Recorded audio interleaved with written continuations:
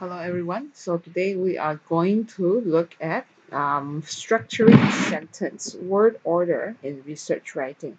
Now we all know that when you are writing a research paper or when you are writing academic essays, it's very important for you to write in a academic way in which the word choice that you use, the vocabulary, the sentence structure, it has to follow a very academic manner. So in this term, today we're going to learn about structuring a sentence. All right, now how do we actually structure a sentence? The first thing is that we need to understand that in the English sentence, okay, the subject is followed by the verb, is followed by the object, and is followed by the indirect object. Many times when we mark your essays or when we mark your work, the sentence can be a bit weird, whereby you always start off with, for example, a verb, okay, instead of a subject. So what is a subject? A subject is like, for example, is a he eats cake.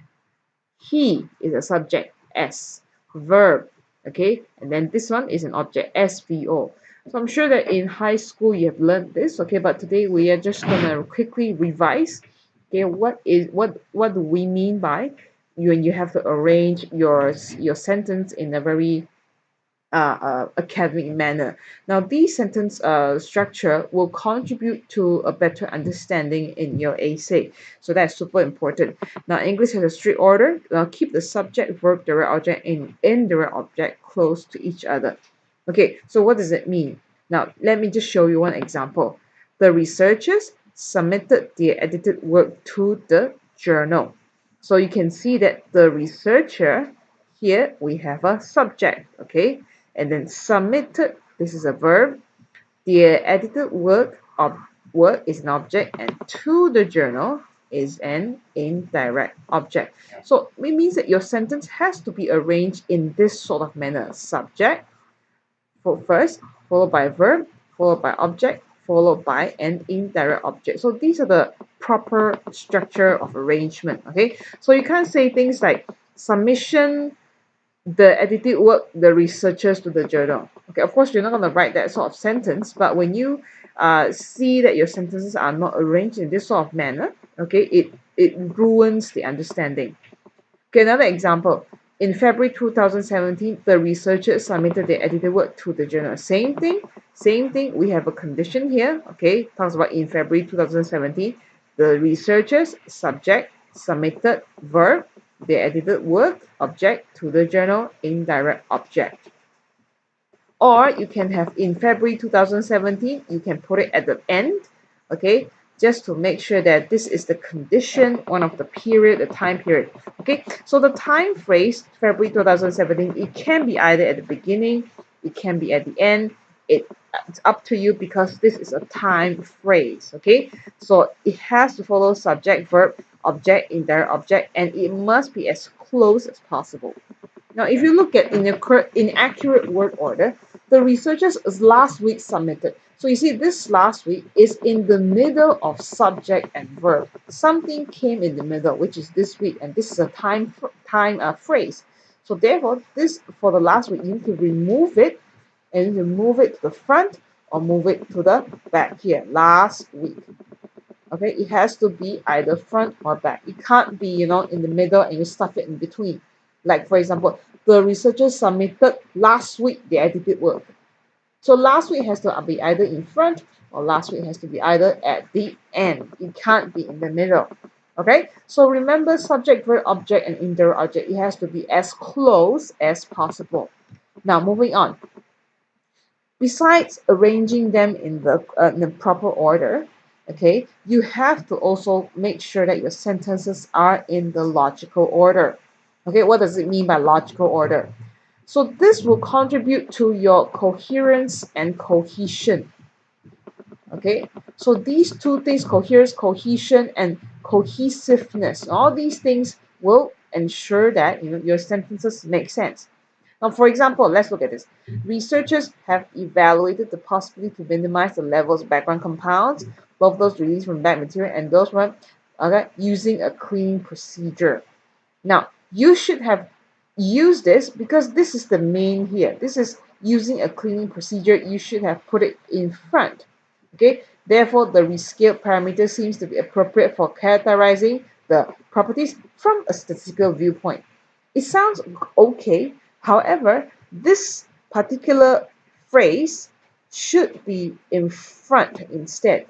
Okay, so it immediately gives people that understanding. So you compare this and this.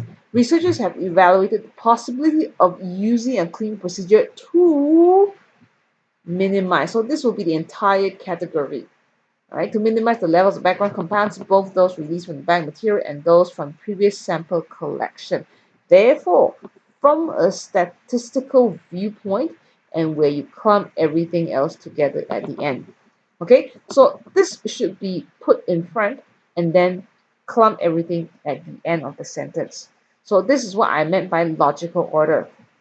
Give the immediate view first, and then after that followed by another section. So it's like A and B clumped together instead of A, B, A. You understand what I'm saying? So this one should be put in front. All right. Now this is also what students will always make the mistakes. Okay, place the subject before verb. You must place the subject before the verb instead of placing a verb before the subject. The key rule is say what something is before you describe it. Do not delay the subject. This is the subject. What is the subject? Just now we have S, V plus O plus indirect object, right? So in the survey, participated 350 subjects. This is very clearly the subject, right? But then you put it at the end, so it doesn't make sense. So the right way should be 350 subjects participate in the survey. So subject, verb, okay, object. It has to be arranged in this particular sentence. With these values are associated a series of measurements. Again, this is a subject. So subject must be placed in front. Among the factors that influence the choice of parameters are time and cost. Now, this is the subject. Place it at the front, in the beginning of the sentence. Time and cost are among the factors that influence the choice of parameters, right? So again, remember, subject must be in front. Forest fire is caused by, forest fire is caused by human negligence. Okay, so you should put that. You should there's one of the main. Okay, so those are the things that where you should really look at, whereby the subject should be in front. Important parameters are conciseness and non-ambiguity. Okay, we would prefer you to put this in front of the sentence. In front, the subject should be in front. Do not delay. All right, not delay. Moving on, avoiding inserting parenthetical information between the subject and the verb. So what is parenthetical information? Which means the result, comma, after the calculation has been made, comma, can be used to determine why. These steps, owing to the difficulties in measuring the weight, require some simplifications. So these are what we meant by parenthetical information. These are information that is important. It should be put in front as a condition. So all these things should be put in front first. For example, after the calculation has been made, the result can be used to determine why. So you can see that this has a bit of, we call it has a bit of a pattern in it. You're trying to diversify the sentence. Now, but for academic writing, we are usually very straightforward. After the calculation is made, the result can be used to determine why. Owing to the difficulties in measuring the weight, these steps require some simplification. So you can see that this would have some confusion if you forgot this particular comma or forgot this particular comma. The steps owing to the difficulties in measuring weight require some. So this will cause you to have more mistakes, okay, more errors to be made. So try to avoid using this sort of thing. He, comma, the robberer, comma, the okay. So try to avoid this sort of sentences. Okay, for example, the condition under the surveillance of the government is controlled. So instead of saying that, you should say under the surveillance of the government, comma, the condition is being controlled. All right. So it's very important for you to not splice your sentence, like splice and splice it. Okay. All right. Moving on. Locate negations near the beginning of the sentence. What are negations? Negations means negative ideas. Okay, so when you give me a negative sentence in the beginning, it helps me to predict what's going to happen. For example, hey, Ali, I have a bad news. So when I say I have a bad news, you immediately prepare yourself mentally to receive a bad news. Okay, so in academic writing, these sort of things are very important because we need to predict what's going to happen. We don't read all of the words in the academic era. For example, you read journals. Okay, it's very important to give people upfront, what is going to happen. The number of times the incident occurs when the user is online is generally very few. So I have to read all these things, only then I can reach the point very few. Now, meanwhile, if you do this, the incident rarely, immediately rarely. Before anything happens, you already told me the incident rarely. So what is rarely? The incident rarely occurs when the user is online. Again, documentation for the audit processes are almost completely lacking. Okay, so complete lacking, put it in front, there is literally incomplete. So you give me a preparation, okay, mental preparation of what is happening in this audit process. So for example, there are only a few countries who practice social distancing. So you give me a few in front to make it easier for me to predict what is your point and what you are going to write instead of writing a long sentence in the end and then there is a few. Countries that practices social distancing, especially in the Europe region, are only a few. Meanwhile, you can say that there are only a few countries who practices social distancing. It's like saying that you are such a nice girl. You can cook, you can clean, you can do a lot of things. You can do this, you can do that. You're beautiful, you are nice, you're pretty, you're slim, but I don't want to marry you. So that gives people like, oh, after you tell me all these things and you give me the bad news, okay, you should say that I do not want to marry you, although you are nice, pretty, and smart, whatever. So you give people a heads up of what's going to happen, especially with negations, with negative negative meaning, because in research writing there's almost no room, there's no time, no room for me to read between the lines or element of surprise. Okay, you understand? So it's very important for you to not give sudden surprises, especially when it comes to bad news. People want to know exactly what's going to happen, okay, immediately. Also, state the aim before reasoning. What is your aim? Do not delay key information. First of all, do not delay subject. Also, do not delay key information. What is the main idea in the sentence? In order to win a game. This is your main idea. So when I read this, in order to win a game, a player needs to make the most money. To do this, player needs to develop strategy, make decisions, okay, collaborate, keeps an eye. So you see, it makes my reading faster, okay, and more effective. Effective reading. Meanwhile, if you don't put the main idea in the front, people will have a difficult time finding the main idea. A player needs to develop strategy, okay, whatever, in order to win the game. Because this is the main idea. What do you want to do? You want to win the game. Okay, so what you have to do is tell me the main idea first, only then move on with your strategies. For example, in order to stop overpopulation, in order to stop the spread of a deadly virus. We have to do this. Instead of saying that, okay, we have to wash our hands, we have to practice social distancing, we have to do this, do that in order to stop the virus, right? So give people the main idea first, okay? And then finally, put adjectives before the noun they describe or use a relative clause. Adjectives must go before the noun. For example, an old man. This is a noun. This is an adjective. So adjective describes a noun. Okay. Now the key rule is adjective first before the noun. Remember, adjectives describes a noun. The study examined a patient, 30 years old, to investigate whether. So why not put the 30 years old in front of the patient? Almost all respondents, 1 to 50 are qualified. Again, this is what we did just now. You splice the sentence in a way that it's parenthetical, you put commas unnecessarily. So it's very important, very straightforward. You should just say the study examined a 30-year-old patient to investigate the total number of 150 qualified respondents. So academic writing is basically very, very straightforward. Okay, there's no time for element surprise, no surprise. There's no time for surprise elements. There's no time for you to beat about the bush. There's no time for you to do parenthetical. The hawker who is selling nasi lemak has uh has retired.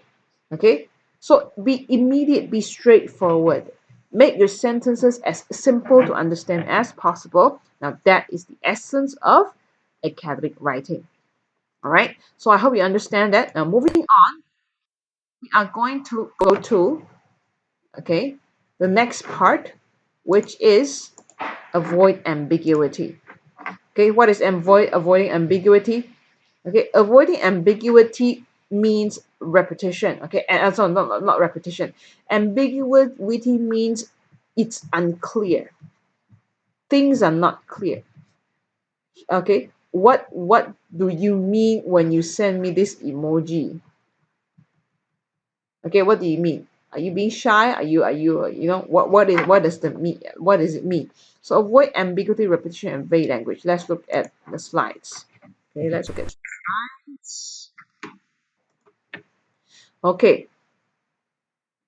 now, beware of pronouns. Number one, if you want to avoid your sentences or your essay being vague, the first thing that you need to do is beware. Be careful of how you use pronouns.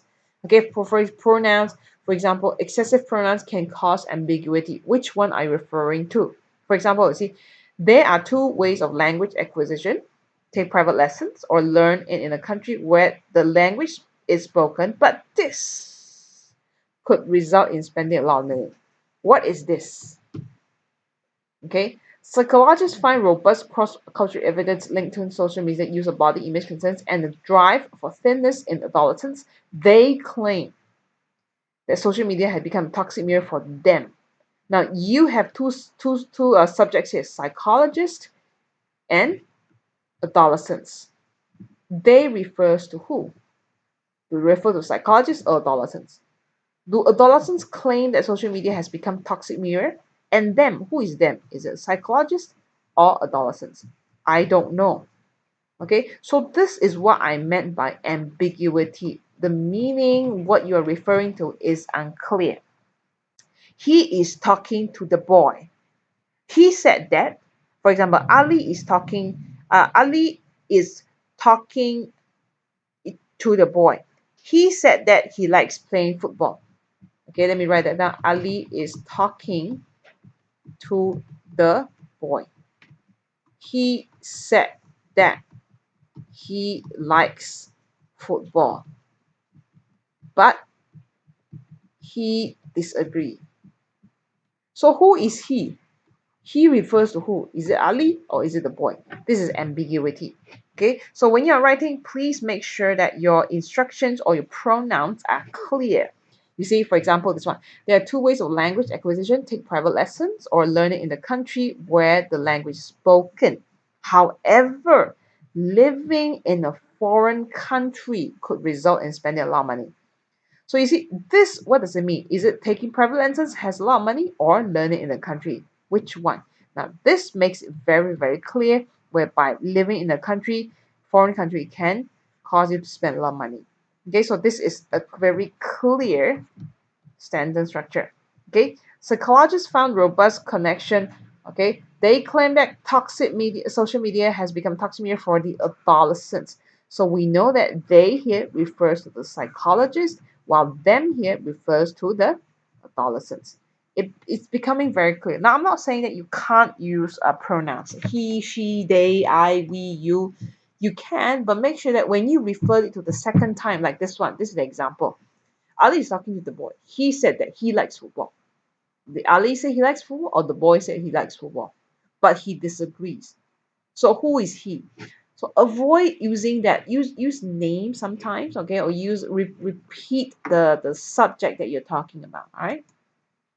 Also, avoid replacing keywords with synonyms and clarify ambiguity introduced by generic words. Okay, try to avoid replacing words after words using thesaurus. You say, oh, my lecturer said that I should diversify my language command, my vocabulary, so I just use thesaurus, right click, and then there's a list of words. Now this is the original version. Companies have to pay many taxes. In fact, occasionally enterprises fail because over taxation. Some firms believe that this problem could be solved by blah blah blah. So these are the keywords. These are the main subject, subject, subject. But you keep changing the word. It makes the examiner or the reader to be very confused. Which one are you looking for? Because companies, enterprises, and firms, although they are talking about the same meaning, the meaning is relatively similar. However, if you keep changing the word, it's very difficult for us to catch who are you referring to. So please be consistent in using your keywords. Companies have to pay many taxes. Some companies, so we know that you're referring to the same people, companies and companies. All right. So please don't just replace words unnecessarily with synonyms just because you want to diversify the vocabulary. Try not to do that. Okay. Just be very consistent with your subject words. Okay. Also, choose the least generic words. What does it mean by least generic words? For example, be economic. Okay, you see this one is 1, 2, 3, 4, 5, 6, 7, 8, 9, 10, 11, 12. This is only 1, 2, 3, 4. So 12 versus 4. Remember, in academic writing, it's very short, it's very concise. We don't have time for you to beat about the bush. So words that has a very long, phrase to convey the same meaning, try to avoid using that. Okay, for example, on the other hand, four words. Or you can use meanwhile, one word. All right, so it conveys the same meaning. This kind of investigations. Okay, so this is one. Climate conditions, i.e., temperature, rainfall, just immediately just temperature and rainfall. Okay, again, it be very very straightforward. All right, be economical with the word choice to remain within the acceptable word count. So the assignment that we are giving you is the word count is, I think, 2000, not mistaken. Okay, so be economical with that because a lot of students will exceed the word count and say, Miss, I cannot cut the words anymore. So what you do? You should go back to these when used on the other hand, meanwhile, okay, all these words and cut them down. For example, you would say that water is very important into our lives. We can use water for many daily purposes such as cleaning, cooking, washing, showering, blah blah blah. Instead, you just say we can use water in our daily lives for cleaning purposes. Full stop. That's it. Be very economical in the words that you use. All right. Also use punctuations to show how they relate. Now, this is a problem that students will face, especially in the usage of the semicolon. Okay, if you don't know how to use it, try to avoid.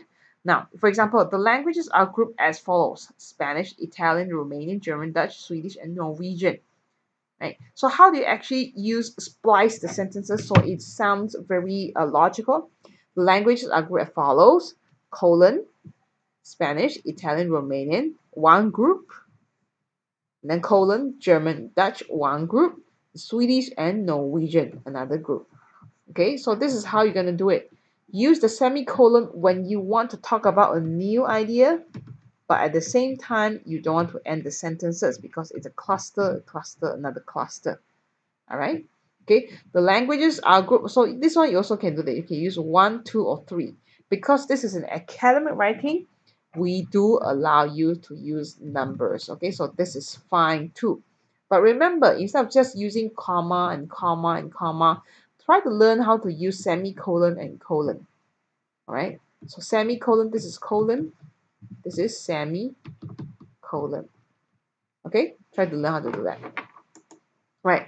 Number five, be clear with the nouns, especially in the words when used which, that, or who. Okay, you see, a group of patients was compiled using this procedure as proposed by Smith Jones, who had done the surgery. So again, join these together because these patients, the description belongs together. So what you need to do is to put them together. A group of patients who had died under surgery. Put them together. So there's no confusion. Okay, group them. A group together, then B group together. Don't A, B. This will confuse the readers. All right. Each scheduling services is characterized by a mandatory set of QS parameters as reported in Table 1, which describes again, like this, okay? Each scheduling services is carried by the mandatory set as reported in table 1. This set describes. Okay, so this one is much clearer compared to this. All right. So the way how you use which, that, or who is very important. Some students they like to say he, who, you know, no need. He just immediately be very direct, be very straightforward. All right. Okay, so that's about it with okay. That's about with ambiguity and how you should write, how you should maintain and ensure that your sentences are very clear. Okay, so what are the things that we have learned? Number one, beware of pronouns. Number two, what is number two? Number two is okay. Try to use avoid replacing keywords with synonyms. All right. Choose very generic words, be very economical with the words, use punctuations, colon, semicolon, and be clear with your nouns. So these are the two important things that you should know how to use your sentences. Remember the sentence structure as subject, verb, object, indirect object. That is the way you should arrange. Now, what is the one way to make sure that people understand your essay? After you write your essay, please show it to someone else who has never read it before. Okay, and then if this person does not understand what you're writing, then most probably your sentence structure has an issue, right? So that's how you judge whether my sentences are okay or not. Okay, again, if you have any questions, please feel free to ask your lecturers, look through the Moodle, look through the slides, and let us know your queries. Thank you very much.